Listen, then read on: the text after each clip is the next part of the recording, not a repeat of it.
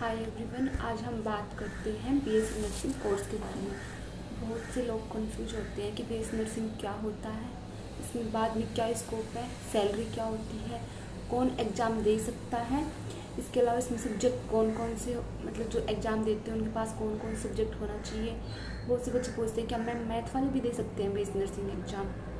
हम यहाँ बात करते हैं एम्स बीएससी नर्सिंग के बारे में। उसके लिए क्वालिफ़िकेशन क्या होनी चाहिए हमारी, और कितने साल का बच्चा बीएससी नर्सिंग के एग्ज़ाम दे सकता है, और 12th में मिनिमम पासिंग मार्क्स कितने होने चाहिए। तो आज हम इस वीडियो में बात करेंगे इन सब के बारे में। यदि उसके बाद भी आपको कोई डाउट है तो हम उसके बारे में कमेंट सेक्शन में बात करेंगे। तो चलो हम बात करते हैं सबसे पहले कि इसमें क्वालिफ़िकेशन क्या चाहिए होती है। क्वालिफ़िकेशन 12th क्लास चाहिए, और उसके अलावा पासिंग मार्क्स आपके मिनिमम 55% होनी चाहिए। 55 से कम है तो आप एग्ज़ाम नहीं दे सकते, ज़्यादा है तो एग्ज़ाम ओबियसली दे सकते हो। उसके बाद में हम बात करते हैं सब्जेक्ट की, कौन बच्चे एग्ज़ाम दे सकते हैं। यदि आपके पास PCB means physics, chemistry, biology है तो आप एग्ज़ाम दे सकते हो। यदि आपके पास पीसीएम फिजिक्स, केमिस्ट्री और मैथमेटिक्स है तो आप ये एग्ज़ाम नहीं दे सकते एम्स बीएससी नर्सिंग का। उसके बाद हम बात करते हैं कि एज क्राइटेरिया क्या होता है इसमें। तो आपकी एज जो वो मिनिमम 17 ईयर होनी चाहिए एग्ज़ाम देने के लिए। यदि आपकी मिनिमम 17 ईयर है तो ही आप एग्ज़ाम दे सकते हो, वरना आप एग्ज़ाम देने की एज क्राइटेरिया में नहीं हो। उसके बाद हम बात करते हैं फ़ीस की। पहले हम बात करते हैं फॉर्म की फ़ीस की।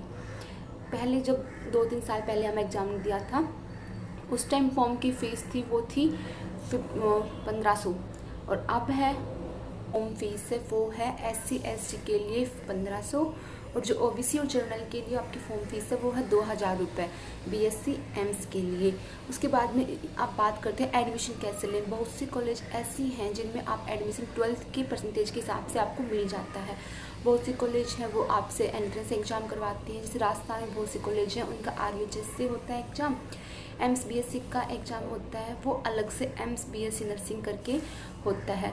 तो एग्ज़ाम के फॉर्म कब आते हैं, एग्ज़ाम कब होता है, ये आपको मैं इस वीडियो में बताऊंगी। एग्ज़ाम के जो फॉर्म है वो आपके आते हैं मार्च में, फेब लास्ट या मार्च स्टार्टिंग के लगभग आपके फॉर्म आते हैं। और आपकी जो एग्ज़ाम होती है वो होती है आपकी जून में। जून के फर्स्ट 15 डेज़ में आपका एग्ज़ाम हो जाता है, और उसके 7 डे बाद, मतलब एग्ज़ाम के 1 वीक बाद आपका रिज़ल्ट भी आ जाता है। ये अच्छी बात है। रिज़ल्ट आने के बाद आपकी काउंसलिंग स्टार्ट होती है। जिस हिसाब से आपके रैंक या नंबर होते हैं उस हिसाब से फिर आपको एम्स अलॉट होते हैं। एम्स आपको पता होगा कि एम्स ने अभी सीट इंक्रीज़ और कर दी है, पर ईयर उसकी सीट इंक्रीज़ होती जा रही है। तो आपके पास बहुत अच्छी अपॉर्चुनिटी है कि आप एग्ज़ाम दे सकते हो और यहाँ पे पढ़ाई कर सकते हो। अब हम बात करते हैं कॉलेज की फ़ीस के बारे में। यहाँ पे सेमेस्टर वाइज एम्स दिल्ली के बारे में बात करते हैं हम सबसे पहले। यहाँ पे सेमेस्टर वाइज सिस्टम नहीं होता है, यहाँ पे ईयरली एग्ज़ाम होते हैं। फर्स्ट में यूनिट टेस्ट होते हैं, मिड टर्म होते हैं, उसके बाद मॉडल एग्ज़ाम, फिर फाइनल एग्ज़ाम होते हैं। आपकी जो फीस है वो 4 साल की होती है। ये जो कोर्स होता है BSc नर्सिंग का, ये 4 ईयर कोर्स है। First year, second year, third year और 4 ईयर। 4th ईयर में आपकी 6 मंथ की इंटर्नशिप कंसिडर होती है। तो आपकी जो 4 साल की फ़ीस है वो आपको एक साथ सबमिट करवानी होती है। ऐसे नहीं कि आपकी फर्स्ट ईयर में फ़ीस जमा करवाओगे उसके बाद सेकेंड में। आपको जो सारी फ़ीस है वो एक साथ सबमिट करवानी होती है, और इसकी फ़ीस है वो आपकी एक नाम मात्र फ़ीस है। जैसे हम बाहर प्राइवेट कॉलेज में करते हैं या फिर और किसी गवर्नमेंट कॉलेज से करते हैं तो उनकी फ़ीस होती है वो ज़्यादा होती है। एम्स की फ़ीस बहुत कम है। मैंने अपनी एक वीडियो में बताया कि एम्स की फ़ीस है वो 3165 कुछ है 4 साल की, जिसमें से आपको 1100 रुपये रिफ़ंड हो जाएंगे।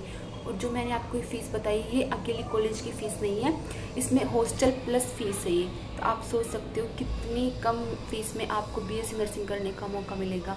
और बाहर आप यदि प्राइवेट कॉलेज में पूछ सकते हो तो वहाँ पे पर सेमेस्टर 1 लाख होती है, 8 सेमेस्टर होते हैं। तो आप सोच सकते हो 8 लाख के लगभग आपकी फ़ीस होगी वहाँ पर। और एम्स में यहाँ पर फ़ीस कुछ भी नहीं है। इसके बाद हम बात करते हैं कि हमारे पास कौन कौन सी स्कोप होती है BSc नर्सिंग करने के बाद। बहुत से लोग सोचते हैं कि BSc नर्सिंग के करने के बाद हम क्या करेंगे, तो मैं आपको बताती हूँ। BSc बीएससी नर्सिंग के बाद आप कौन कौन सी जॉब कर सकते हो। बीएससी नर्सिंग करने के बाद आप एमएससी नर्सिंग कर सकते हो। एमएससी नर्सिंग होता है वो 2 ईयर कोर्स होता है। इसके बाद आप नर्सिंग ट्यूटर बन सकते हो।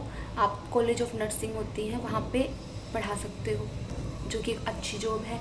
उसके अलावा आप नर्सिंग टीचर बन सकते हो।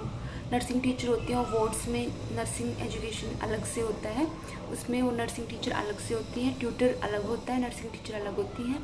उसके अलावा आप आरएन बन सकते हो। अब बच्चों को डाउट होगा कि आरएन क्या है। आरएन का मतलब है रजिस्टर्ड नर्स।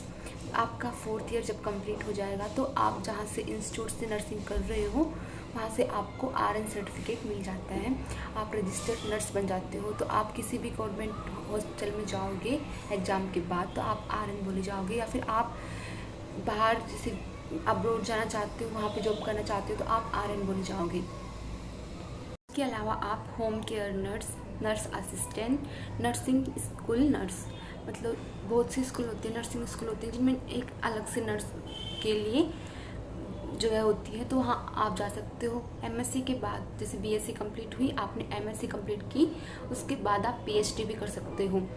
और उसके अलावा आप अदर कौन से स्कोप है जहाँ पे आप जा सकते हो, डिफेंस सर्विस में जा सकते हो, हॉस्पिटल ज्वाइन कर सकते हो, इंडस्ट्रियल हाउस या फैक्ट्रीज़ में जहाँ पे नर्सेज की रिक्वायरमेंट है वहाँ जा सकते हो, नर्सिंग होम्स में जा सकते हो, नर्सिंग साइंस स्कूल मैंने आपको बता दिया, आप वहाँ भी जा सकते हो। तो आपके पास बहुत से स्कोप है। आप अब्रॉड भी जा सकते हो आरएन की डिग्री लेकर, आरएन मैंने बताया आपको रजिस्टर्ड नर्स की डिग्री लेकर। तो आपके पास बीएससी कंप्लीट करने के बाद बहुत से स्कोप है। करते हैं सैलरी के बारे में या एग्ज़ाम के बारे में।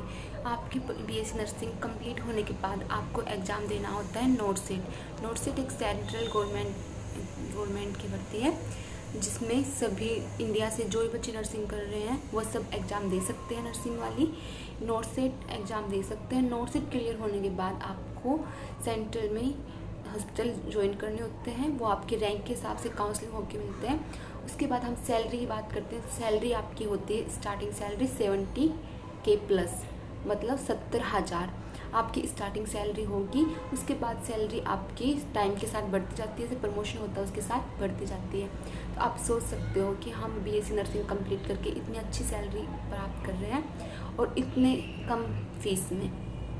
फीस मैंने आपको बताई है। तो एम्स नर्सिंग करने का आपके पास एक अच्छा मौका है 2024। तो जिन बच्चों ने 2023 में एग्ज़ाम नहीं दिया वो 2024 में एग्ज़ाम दे सकते हैं। अभी से तैयारी स्टार्ट कर दो, मार्च में आपके फॉर्म आएंगे वो फिल कर दो और जून में एग्ज़ाम देकर एम्स में आ जाओ अपनी तैयारी करने के लिए।